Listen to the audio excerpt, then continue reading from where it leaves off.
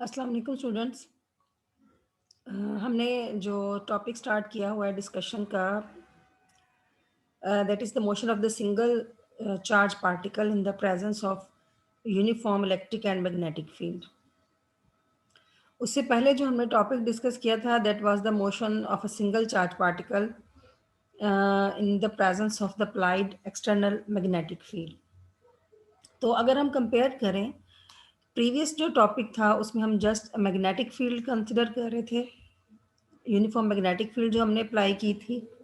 जबकि इस केस में हम मैग्नेटिक फील्ड के साथ साथ एडिशनली इलेक्ट्रिक फील्ड का भी इफेक्ट देख रहे हैं सिंगल चार्ज पार्टिकल के साथ। मैग्नेटिक फील्ड जो है वो हमने इसमें अप्लाई की है जी एक्सिस के अलॉन्ग, जो इसकी हमने ज्योमेट्री ड्रा की थी, और जो इलेक्ट्रिक फील्ड है वो इसमें हमने जी एक्सिस के अलॉन्ग जो है वो, सॉरी, मैग्नेटिक फील्ड जो है वो आपकी जी एक्सिस के अलॉन्ग है और इलेक्ट्रिक फील्ड जो है वो एक्स एक्सिस के अलॉन्ग है। तो वही स्टेप्स जो थे मैं एक दफ़ा रिवाइज कर दूं, ताकि हम जहां से कैलकुलेशन को दोबारा से स्टार्ट करेंगे आपको पता चल जाए कि हमने क्या स्टेप करने हैं। तो इसमें सबसे पहले हमने क्या किया था, इक्वेशन ऑफ मोशन यानी 4.16 लिखी थी। उसके बाद हमने इसमें v cross b find out किया, वेलोसिटी क्या है, ई क्या है, ई हमारा 2 डायमेंशनल है, एक्स डायरेक्शन में भी है, जी डायरेक्शन में भी है। वेलोसिटी हमने लिखी अपनी जो कि 3 कंपोनेंट्स हैं। उसके बाद v cross B determinant solve किया, उसमें आपने एक्स और वाई कंपोनेंट लिखा, जो आपके पास ये इक्वेशन 4.19 में है। ठीक है, अब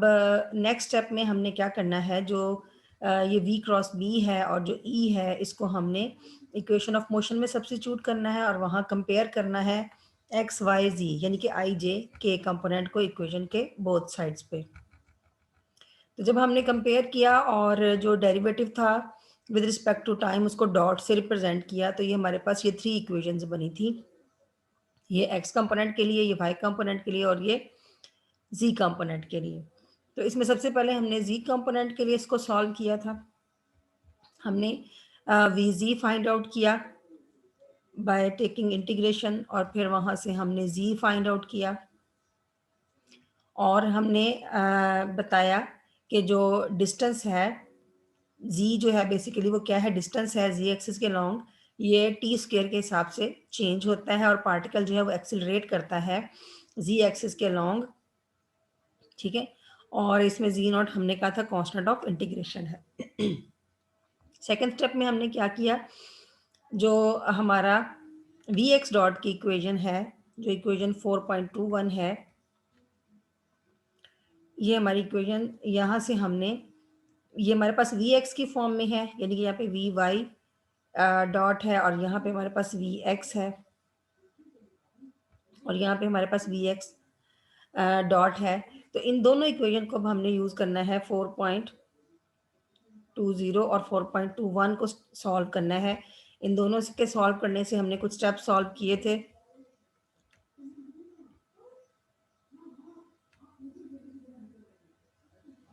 अच्छा जी, 4 जो है 20 यानी कि जो आपकी एक्स कंपोनेंट की इक्वेशन है उसको हमने with respect to time solve करना है। ये मैं आपको दोबारा बता देती हूँ यहाँ से। इस इक्वेशन को हमने जब with respect to time derivate करना है, तो यहाँ पे आपका बन जाएगा वी एक्स डबल डॉट, यहाँ पे आपने, आपके पास टी का कंपोनेंट कोई नहीं है तो ये टर्म जो है वो ज़ीरो हो जाएगी, और यहाँ पे आपके पास वी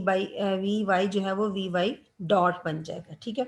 तो यहाँ से आप वी एक्स डबल डॉट की जब वैल्यू निकालेंगे तो एम जो है वो इधर आके डिवाइड हो जाएगा और की q B by m v Y dot बन जाएगा। ठीक है, Q B by M v Y dot बन जाएगा, ये टर्म जो है वो यहाँ से खत्म हो गई। तो ये आपके पास आ गया v x double dot q B m y dot ऐसे बना। अब यहाँ पे आपने वी वाई डॉट की वैल्यू लगानी है जो कि है Q B by M we x, वो जब आपने लगाई तो ये आपके पास बन गया minus Q B by M whole square V X. ठीक है जी, इसी तरह आपने ये देखें, यहाँ से आपने वी वाई डॉट की वैल्यू निकाली तो Q B by M we X. ठीक है, इसको आपने एक्स वाली में सब्स्टिट्यूट करना है। जैसे आपने एक्स वी एक्स डॉट वाली इक्वेशन का डबल डेरिवेटिव लिया था, इसी तरह अब हम वी वाई डॉट वाली इक्वेशन का डबल डेरिवेटिव लेंगे तो ये हमारे पास बनेगी V Y double dot is equal to minus Q B by M we X dot. इसको हम डिफरेंशिएट करेंगे, यानी कि डबल डेरिवेटिव लेंगे तो यहाँ पे वी वाई डबल डॉट हो जाएगा और ये एम इधर डिवाइड हो गया और वी एक्स डॉट। अब वी एक्स डॉट की जगह पे हम यहाँ से वी एक्स डॉट की वैल्यू निकालेंगे, ये एम इस साइड पे डिवाइड हो जाएगा तो हमारे पास वी एक्स डॉट की वैल्यू निकलेगी और उस वी एक्स डॉट की वैल्यू को हम यहाँ सब्स्टिट्यूट करेंगे। यानी कि मैं आपको दो स्टेप जो आगे होने वो पहले बता रही हूँ कि पहले इसको with respect to time again differentiate करें तो यहाँ पे आपके पास वी एक्स डॉट बनेगा और यहाँ वी वाई डबल डॉट बनेगा। तो वी एक्स डॉट में आपने ये इक्वेशन जो है यहाँ से वी एक्स डॉट निकाल के यहाँ सब्स्टिट्यूट करना है वी वाई डबल डॉट की वैल्यू निकालने के लिए। ये स्टेप यहाँ पे किया गया है। जब आपने डबल डॉट लिया तो वी एक्स डॉट बना, वी एक्स डॉट की जगह पे आपने उसकी वैल्यू सब्स्टिट्यूट की। अब यहाँ से आपने क्या करना है, क्यू बी बाई एम को कॉमन लेना है तो ये आपका Q B by M square हो जाएगा। जब आप क्यू बी बाई एम को यहाँ से निकालेंगे तो यहाँ तो रह जाएगा वी वाई, ठीक है, और यहाँ पे आपके पास क्यू एम तो चला गया कॉमन, बी नहीं है तो बी इसके डिवीजन में आ जाएगा तो ये ई एक्स बाई बी बचा प्लस वी वाई, ठीक है। क्यू बी बाई एम आपको पता है डेफिनेशन है साइक्लोट्रॉन फ्रीक्वेंसी की, ठीक है, तो इसको हम यहाँ पे सब्स्टिट्यूट करेंगे as a omega C square. तो अब आपके पास वी वाई डबल डॉट और वी एक्स डबल डॉट के दो इक्वेशन बन गई, V x double dot V X की फॉर्म में आ गई और वी वाई डबल डॉट जो है वो आपका वी वाई की फॉर्म में इस तरह से आ गया। अब यहाँ पे देखें V x double dot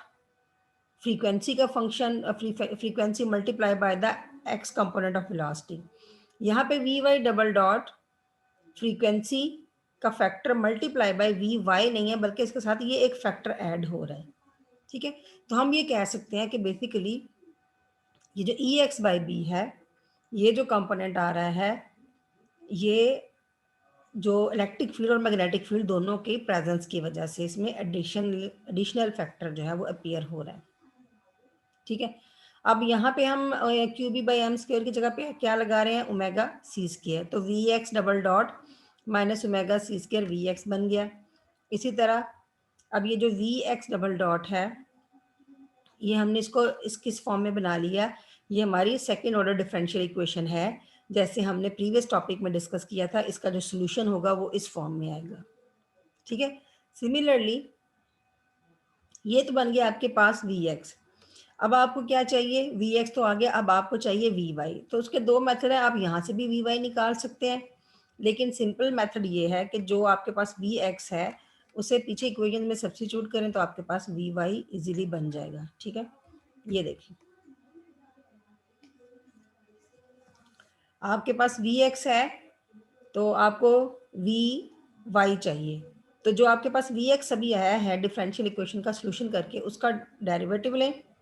V X dot बनाएं और यहाँ पे इसको सब्स्टिट्यूट कर दें,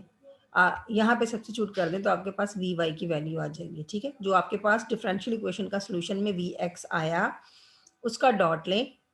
उसका डेरिवेटिव लें और यहाँ सब्स्टिट्यूट कर दें और यहाँ से आपके पास वी वाई की वैल्यू आ जाएगी, ठीक है। ये देखें मैं स्टेप आपको दिखाती हूँ। यहाँ से आपने वी वाई निकाला उसी इक्वेशन से इस फॉर्म में आ गया। अब यहाँ पे आपको चाहिए वी एक्स डॉट, ये आपके पास है वी एक्स, इसका वी एक्स डॉट बनाएं तो ये आपके पास आएगा माइनस वी एक्स नॉट, ठीक है, ओमेगा सी जो है वो यहाँ से बाहर निकलेगा और ये बन जाएगा sine of omega C T plus five. तो ये अब वी एक्स डॉट की वैल्यू हम यहाँ आप सब्स्टिट्यूट करेंगे, यहाँ इसके साथ जो डॉट से यहाँ से ओमेगा सी निकलेगा वो ओमेगा सी से साथ कैंसिल हो जाएगा और जो इसका माइनस साइन आ रहा है कॉज की वजह से वो इस प्लस माइनस को माइनस प्लस बना रहा है,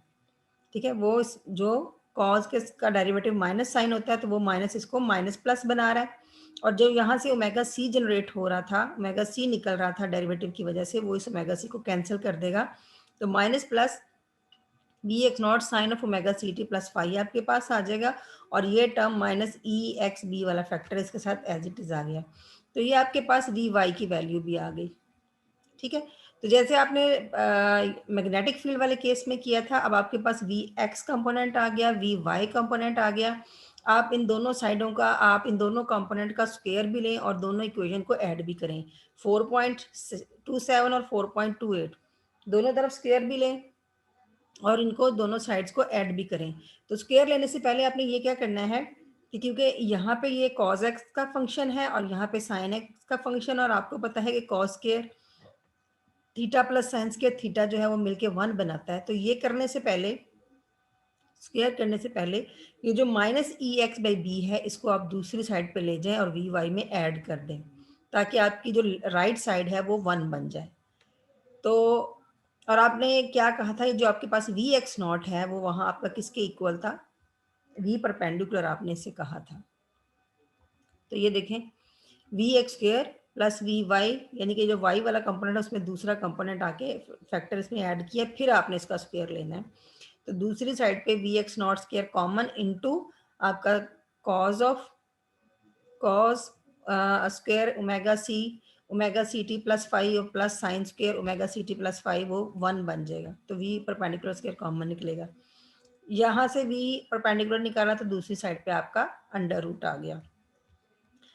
अब यहाँ तक आपके जो स्टेप हैं वो वैसे ही चल रहे हैं जैसे आपके मैग्नेटिक फील्ड वाले केस में थे, बट चेंज कहाँ पे आ रहा है, आपकी वाई कंपोनेंट है जो वेलोसिटी का वो चेंज हो रहा है, उसमें ये टर्म जो है, ये फैक्टर जो है वो ऐड हो रहा है। चलिए अब नेक्स्ट स्टेप में आपने क्या करना है, क्योंकि आपने सर्कल की इक्वेशन डिफाइन की थी, उसके लिए आपने उसका सर्कल भी निकालना है, सर्कल की इक्वेशन भी वेरीफाई करनी है और सेंटर का पॉइंट भी निकालना है, जो सर्कल का सेंटर है वो भी फाइंड आउट करना है। तो अभी आपने वी एक्स लिया और वी वाई लिया है, वो आपका वी एक्स और वी वाई किसके इक्वल होता है, वेलोसिटी आपकी होती है V X is equal to D X by D T, और वी वाई आपकी जो होगी वो D Y by D T. तो वहाँ से आपने वी एक्स को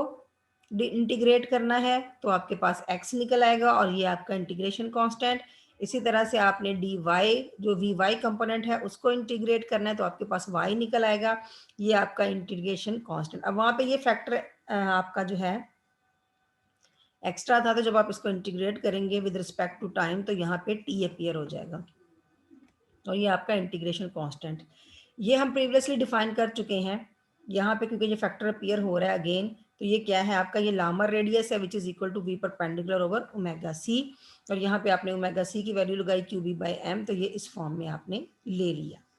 ठीक है जी। तो रीअरेंज करेंगे इक्वेशन को, एक्स नॉट को इधर ले आए और इसकी जगह पे हमने आर एल सब्सिट्यूट कर दिया, यहाँ पे भी हमने आर एल सब्सिट्यूट किया प्लस माइनस, और वाई नॉट को दूसरी साइड पे ले गई, वाई माइनस वाई नॉट। ठीक है,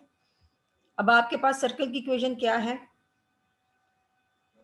यहाँ पे अगेन इस साइड पे 1 बनाने के लिए और आर एल को कॉमन रखने के लिए ये फैक्टर जो है एडिशनल क्वांटिटी हम इसको दूसरी साइड पे ले जाएंगे और यहाँ पे जाके ये ऐड हो जाएगी। तो सर्कल के लिए हमने क्या करना है, X minus X not square plus Y minus Y naught square होता है, बट यहाँ पे वाई माइनस वाई नॉट नहीं बल्कि ये फैक्टर भी इधर आके ऐड हो रहा है। तो जब आप यहाँ से माइनस साइन कॉमन लेंगे तो Y naught minus E X by B T, तो ये आपका X minus X not square और वाई माइनस वाई नॉट, सिर्फ वाई नॉट की बजाय उसके साथ ये टर्म मिला के इसका whole square which is equal to R L square. तो ये आपने कंफर्म की सर्कल की इक्वेशन जिसका जो लामर रेडियस है वो आर एल है। अब प्रीवियस केस में आपने बोला था कि सेंटर क्या है आपका X naught Y naught, but यहाँ पे आपका सेंटर क्या है उस सर्कल का, एक्स नॉट और Y naught minus E X by B T. ठीक है जी। तो हम कहते हैं कि जो यहाँ पे हमारा वाई कोऑर्डिनेट है, वाई कोऑर्डिनेट जो सेंटर के दो कोऑर्डिनेट है एक्स नॉट और वाई नॉट, तो जो वाई कोऑर्डिनेट है वो चेंज हो रहा है विद द टाइम। ठीक है, और किस डायरेक्शन में चेंज हो रहा है, नेगेटिव डायरेक्शन में चेंज हो रहा है। ठीक है, तो इसका मतलब ये है कि जिसको आप सेंटर ऑफ द सर्कल का नाम देते हैं, या उसको दूसरा नाम आप क्या देते हैं, एक तो आप उसको सेंटर ऑफ द सर्कल कहते हैं और दूसरा आप उसको गाइडिंग सेंटर भी बोलते हैं, कि जो गाइडिंग सेंटर है वो ड्रिफ्ट कर रहा है और उसकी जो ड्रिफ्ट वेलोसिटी किस वेलोसिटी के साथ ड्रिफ्ट कर रहा है, वो इस वेलोसिटी के साथ। ठीक है, इस वेलोसिटी के साथ यानी कि इस फैक्टर के साथ वो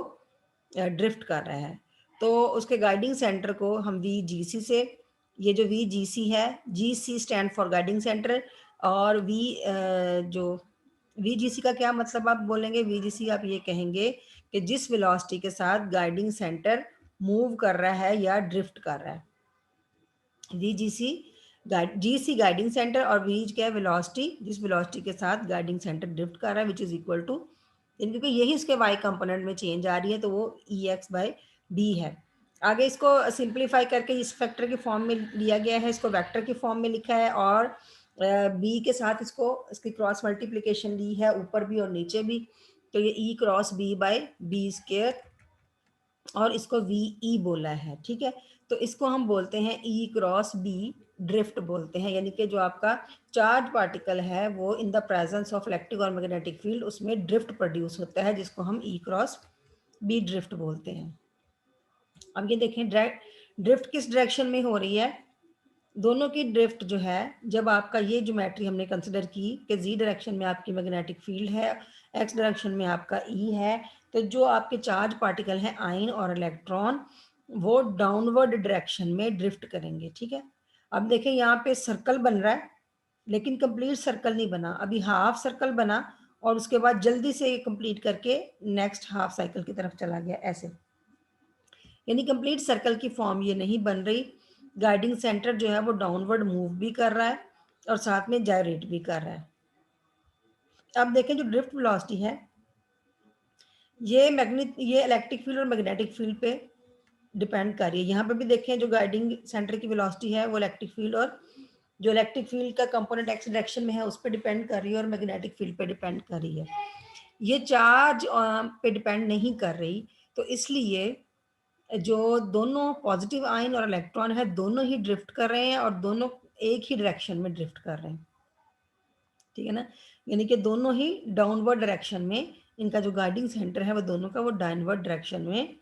ड्रिफ्ट कर रहा है। ये इसकी ज्योमेट्री है, यहाँ पे एक्सप्लेन की हुई है कि अगर आपने जो है आपकी जी डायरेक्शन में आपकी मैग्नेटिक फील्ड है और एक्स डायरेक्शन में आपकी जो कंपोनेंट है इलेक्ट्रिक फील्ड का वो एक्स डायरेक्शन में है, तो गाइडिंग सेंटर की जो ड्रिफ्ट होगी वो नेगेटिव वाई डायरेक्शन में होगी। ठीक है, अब इसमें फिजिकली हो क्या रहा है, जो आप ड्रिफ्ट क्या है ये क्यों हो रही है, तो हम ये कहते हैं कि जब चार्ज पार्टिकल जो है वो जायरेट कर रहा होता है मैग्नेटिक फील्ड की वजह से, जब आप मैग्नेटिक फील्ड अप्लाई करते हैं तो चार्ज पार्टिकल सर्कुलर मोशन करता है या जायरेशन करता है। और लेट्स सपोज हम कंसिडर करते हैं आयन का केस, तो अब जैसे ही हाफ साइकिल बनाता है, यानी पूरा सर्कल नहीं होता, अभी आयन का हाफ साइकिल ही बनाता है और उस हाफ साइकिल में जब वेलोसिटी होती है आयन की, उसका कंपोनेंट इलेक्ट्रिक फील्ड की डायरेक्शन में होता है,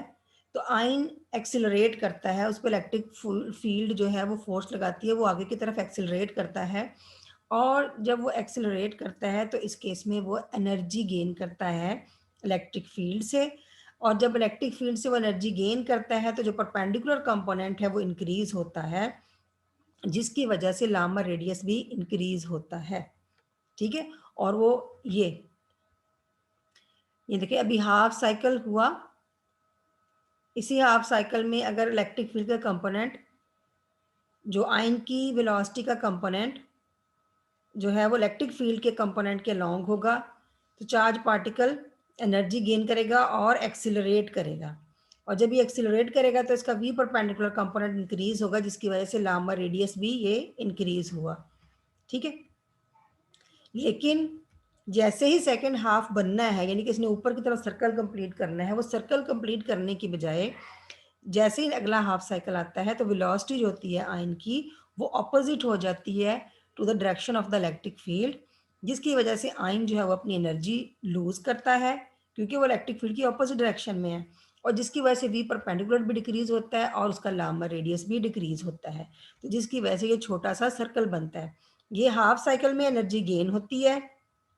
जिसकी वजह से वेलोसिटी परपेंडिकुलर इंक्रीज होती है और लामर रेडियस इंक्रीज होता है और सर्कल बड़ा बनता है। जैसे ही इसकी वेलोसिटी और इलेक्ट्रिक फील्ड की ऑपोजिट डायरेक्शन में जाने लगती है तो यहाँ पे उसकी जो एनर्जी है वो लॉस करता है और उसका जो परपेंडिकुलर कंपोनेंट डिक्रीज करता है और लामर रेडियस डिक्रीज होता है और ये फौरन से बैंड हो जाता है और छोटा सा कम रेडियस का आपके पास सर्कल बन जाता है। तो इस तरह से अल्टरनेटिवली एक हाफ साइकिल में एनर्जी गेन होती है और दूसरे हाफ साइकिल में एनर्जी लॉस होती है, जिसकी वजह से जो पाथ बनता है वो इस तरह का एक हेलिकल स्प्रिंग टाइप जो है वो पाथ बनता है और इसकी जो डायरेक्शन होती है मूवमेंट की वो नेगेटिव वाई डायरेक्शन में होती है, ठीक है?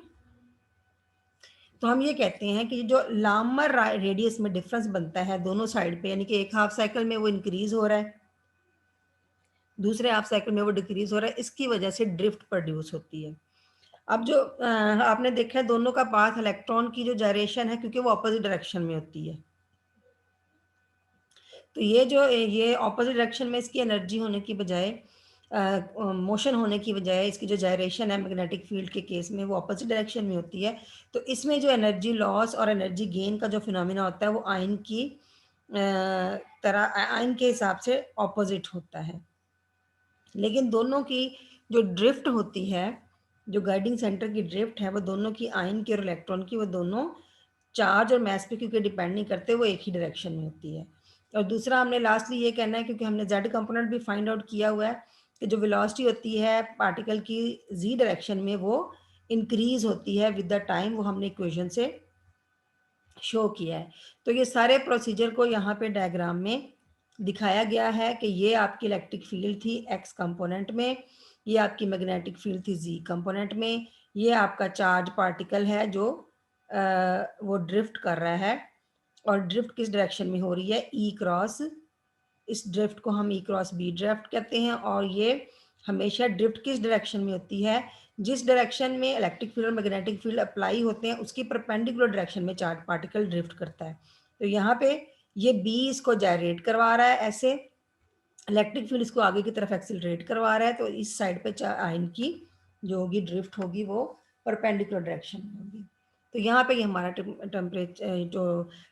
पार्टिकल का मोशन है in the presence of electric and magnetic field आपने देखा, और in the presence of magnetic field भी आपने देख लिया। तो मैग्नेटिक फील्ड की प्रेजेंस में सिर्फ सर्कल बनता है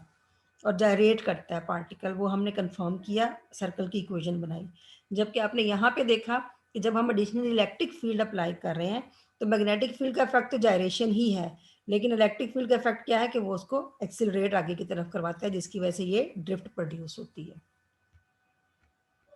तो ये टॉपिक हमारा यहाँ पे कंप्लीट हुआ।